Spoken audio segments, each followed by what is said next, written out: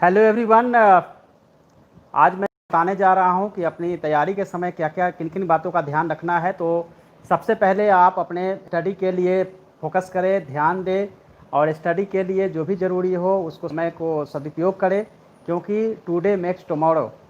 आज जो आप करते हैं वही आपको कल मिलता है। आज आपकी कठिन परिश्रम और स्टडी के साथ कमिटमेंट आपको लाइफ टाइम सेटिस्फेक्शन भी देगा और जो भी आप चाहते हैं वो सब आप प्राप्त कर सकते हैं।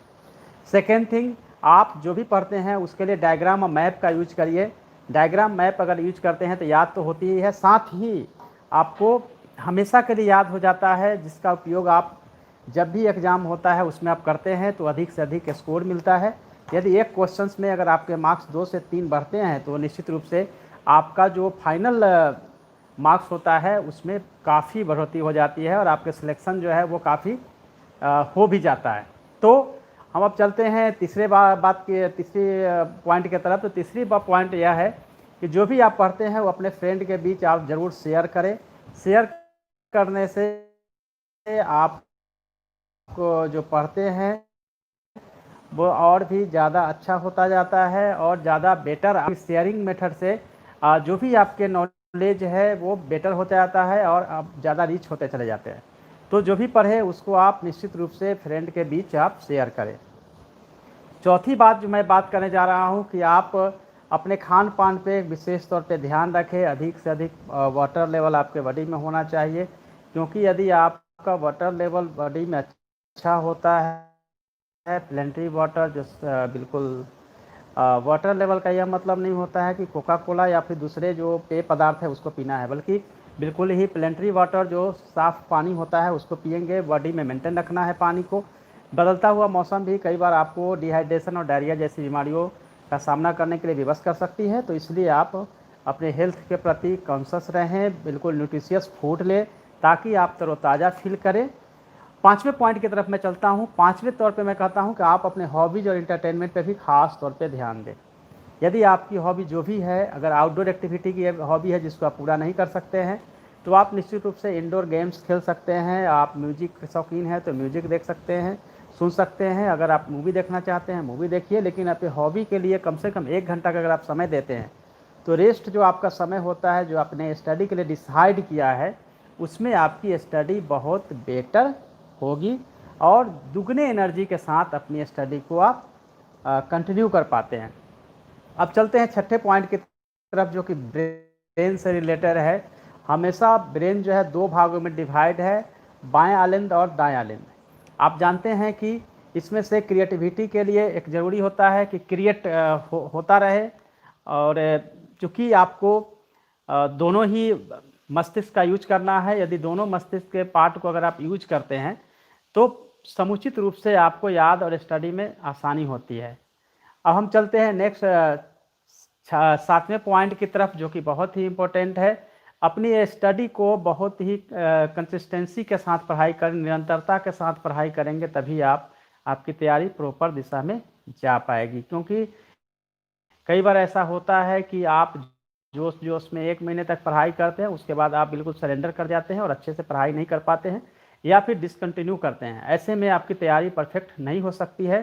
सो कंसिस्टेंसी बहुत ज़रूरी है आपकी स्टडी में। तो आप फ्रेंड्स इस पर भी ध्यान दें और कंसिस्टेंसी जो है उसको आप बरकरार रखें। 8वें पॉइंट की तरफ हम चलते हैं।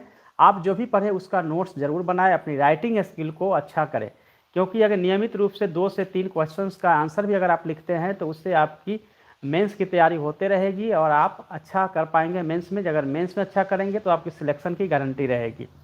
चलते हैं हम आप 9वें पॉइंट की तरफ। एमसीक्यू मल्टी चॉइस क्वेश्चंस जो होते हैं उस टेस्ट को आप दीजिए ताकि आप किस लेवल तक आपकी तैयारी हुई है उसकी परख उससे हो पाएगी। क्योंकि यदि आप टेस्ट देते हैं तो आप कितने पानी में है यह पता चलता है। कई बार आप लोगों के मन में ऐसा क्वेश्चन आता होगा कि क्यों पूरी तैयारी हो जाएगी फिर हम टेस्ट देंगे, लेकिन ऐसा कभी भी लाइफ में होता नहीं है कि आपकी हो पाती है। क्योंकि तैयारी जो है एक निरंतरता का गेम है जिसमें कि आपको कंटिन्यू पढ़ना होता है और अपनी लेवल को देखना होता है कि आप किस लेवल तक आपकी तैयारी पहुंच पाई है। तो इसलिए मैं कहूँगा कि आप एमसीक्यू जो है वो कंटिन्यू देते रहें और मॉक टेस्ट भी देते रहें। तो ये मेरे 9 पॉइंट थे। 10वें पॉइंट की तरफ हम चलेंगे जिसमें कि पर्सनालिटी डेवलपमेंट से जुड़ा हुआ है। आप जो भी बोलते हैं, आपके जो भी आपके एक्सेंट है उसको ठीक करना शुरू करिए, क्योंकि इंटरव्यू भी बहुत ज़रूरी होता है। मैक्सिमम एग्जाम्स में इंटरव्यू होते हैं, स्पेशली सिविल सर्विसेज में आपके इंटरव्यू का रोल बहुत होता है।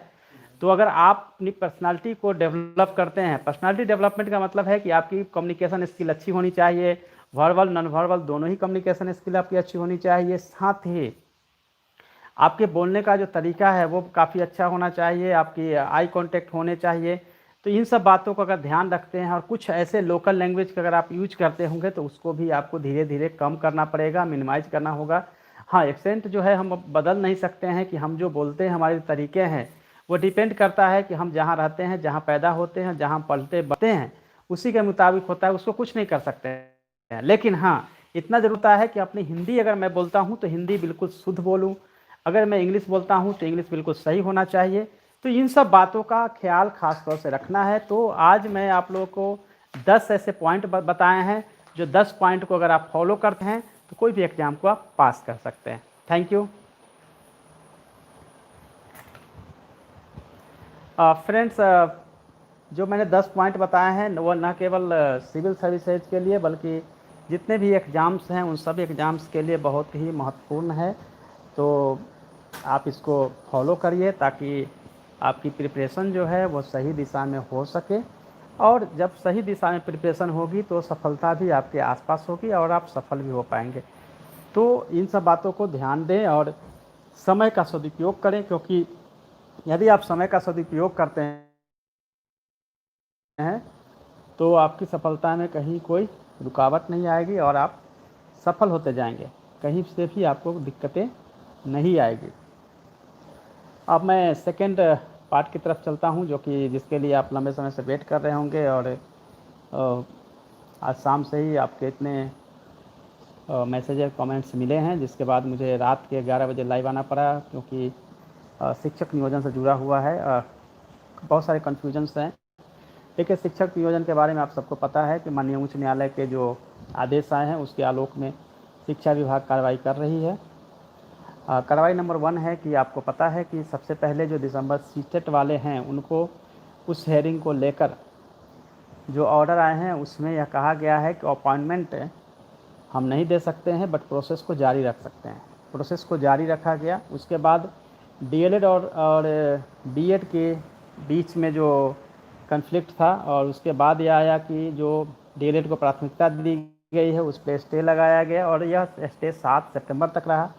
7 सितंबर के स्टे में यह कहा गया कि आप इस जो प्राथमिकता है उसको आप स्टे के तौर पे देखेंगे। तो वैसे में आपको याद होगा कि 17 दिसंबर 2019 को जो ऑर्डर निकाला गया था शिक्षा विभाग द्वारा, उसमें स्पष्ट कहा गया था कि बीएड और डीएलएड दोनों की अलग अलग मेरिट बनाई जाएगी, और सबसे पहले डीएलएड से 5 में बीएड वाले आ पाएंगे। लेकिन चूंकि माननीय उच्च न्यायालय के द्वारा स्टे लगाया गया उसके मुताबिक हम दोनों को अलग अलग करके मेरिट नहीं बना सकते हैं, क्योंकि प्राथमिकता पे ही स्टे है। तो आज जो लेटर जारी की गई है उसमें कई तरह के कन्फ्यूजन आपके बीच है। पहली कन्फ्यूजन तो यह है कि क्या नियोजन की को स्थगित कर दिया गया है? कतई नहीं। उसको मैं आपको एक एक करके जो क्लैरिफाई करता हूँ। सबसे पहले कि जो चूँकि आप अपॉइंटमेंट नहीं कर सकते हैं इसलिए आप मेरिट लिस्ट नहीं बना सकते हैं, फाइनल मेरिट लिस्ट, पहली बात। दूसरी बात है, डीएलएड की प्राथमिकता को लेकर स्टे लगा है, यानी कि आप डीएलएड और बीएड दोनों के अलग अलग मेरिट लिस्ट नहीं बना सकते हैं। तो 1 से 5 के जो टीचर्स अपॉइंटमेंट है उसमें आप क्लियर कट समझ चुके हैं कि इसमें हम मेरिट नहीं बना सकते हैं, क्योंकि दोनों को जब तक यह क्लियर नहीं होता है कि प्राथमिकता बरकरार रहेगी या नहीं रहेगी, उस पर डिपेंड करेगा कि हम मेरिट बनाए या नहीं बनाए। और यह 7 सितंबर तक है, यानी 7 सितंबर तक स्टे लग गया है। उससे पहले जब तक उसकी हेयरिंग नहीं होती है, जब तक उसमें डिसीजन नहीं आता है, तब तक उसमें हम लोग आगे नहीं बढ़ सकते हैं। अब बात रही सीटेट दिसंबर की, तो सीटेट दिसंबर को लेकर भी अपॉइंटमेंट को छोड़कर प्रोसेस को कंटिन्यू रखने के लिए ऑर्डर आए हैं।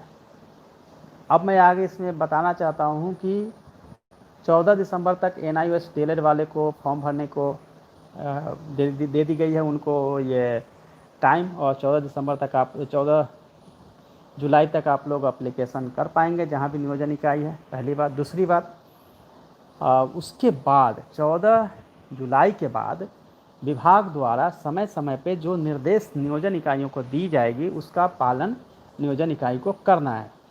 लेकिन आपको यह पता होना चाहिए कि आप लोगों ने जो आवेदन दिए हैं, नियोजन इकाई जो आवेदन DLED वाले NIOS वाले जो आवेदन दे रहे हैं, उसमें अब चूँकि मेरिट इसलिए नहीं बन सकता है 1 से 5 में, क्योंकि प्राथमिकता की बात है। 6 से 8 में थोड़ी सी हमें जो है कन्फ्यूजन कम है। 6 से 8 में प्राथमिकता की बात नहीं है, इसलिए 6 से 8 में हम लोग बढ़ सकते हैं मेरिट के लेवल तक, बट अपॉइंटमेंट के लेवल तक हम लोग नहीं जा सकते हैं, क्योंकि माननीय उच्च न्यायालय का उस पर स्टे है। तो उस हिसाब से आप यह समझ लें कि 6 से 8 वाले में 1 से 5 में जब तक डिसीजन नहीं होता माननीय उच्च न्यायालय का, उसमें आगे नहीं बढ़ा जा सकता है। तीसरी बात जो है सीटेट दिसंबर को लेकर ऑलरेडी चूँकि स्टे लगाया गया है, तो उसमें भी अपॉइंटमेंट के लेवल तक नहीं जाया जा सकता है, उसमें भी 3 सितंबर तक रोक लगाई गई है। तो कुल मिला के बात यह है कि प्रोसेस जो मैं पहले ही कहता था, प्रोसेस कंटिन्यू रहेगी, बट अपॉइंटमेंट या मेरिट के लेवल पे आगे नहीं बढ़ा जा सकता है। माननीय उच्च न्यायालय के जो ऑर्डर हैं उसके एक एक बिंदुओं को का पालन होगा। उसमें विभाग की तरफ से जो पक्ष रखना है, जैसा कि माननीय शिक्षा मंत्री जी ने कहा था, तो वो पक्ष विभाग की तरफ से रखी जाएगी। और उसके बाद चूँकि हियरिंग का डेट ही सितंबर में है, तो हमें वेट करना पड़ेगा सितंबर तक। रही बात आपके प्रोसेस का, तो प्रोसेस जो एज पर नॉर्म्स है और जहाँ तक रेस्ट्रिक्शन नहीं है वहाँ तक पहुँचेंगे, लेकिन अपॉइंटमेंट की प्रक्रिया, अपॉइंटमेंट नहीं किया जा सकता है। 1 से 5 में मेरिट भी नहीं बनाया जा सकता है, क्योंकि प्राथमिकता पे अभी निर्णय होना बाकी है। तो मुझे लगता है कि आप सभी लोग मेरे पॉइंट को समझ गए होंगे। और दूसरी पॉइंट यह है कि विभाग अपना पक्ष जो सही होगा उसको रखेगी, विभाग यह डिसाइड करेगी और फिर हियरिंग के बाद ही यह डिसाइड हो पाएगा। तो कुल मिला के आप, मुझे लगता है कि आपकी जो दुविधा है वो दूर हो गई होगी। जैसे BEd वाले ने अप्लाई किया है, DLED का अप्लाई 14 जुलाई को ख़त्म हो जाएगा, तो आगे के लिए भी विभाग द्वारा समय समय पे जो निर्देश दिया जाएगा उन निर्देशों का पालन किया जाएगा नियोजन इकाइयों द्वारा। यही तमाम बातें हैं। अगर आपके कोई क्वेश्चंस अगर हैं इस बारे में तो आप मुझसे पूछ सकते हैं।